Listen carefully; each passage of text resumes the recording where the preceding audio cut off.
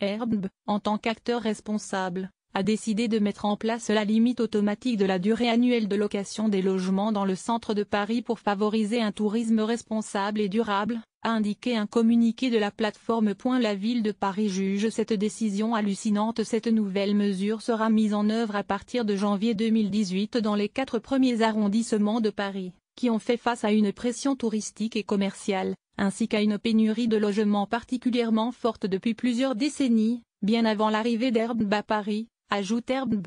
C'est hallucinant, a réagi Ambrossa, adjoint PCF au logement de la maire PS de Paris Anne Hidalgo.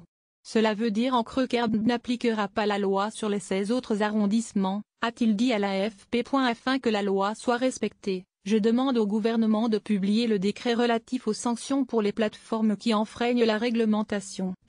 Iambrossa 14 novembre 2017. La loi pour une république numérique adoptée en octobre 2016 impose aux plateformes de veiller à ce que le logement proposé ne soit pas loué plus de 120 jours par an, a rappelé l'élu. Airbnb présente comme un geste de bonne volonté une annonce qui en réalité enfreint la loi, a ajouté M.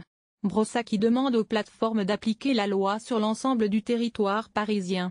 Il demande également la publication du décret prévoyant des sanctions en cas de non-application de la loi. La ville de Paris, qui comme toutes les grandes villes touristiques, cherche à réguler ce type de location, a mis en place un numéro d'enregistrement obligatoire au 1er décembre pour toute personne désirant louer son appartement sur une plateforme numérique.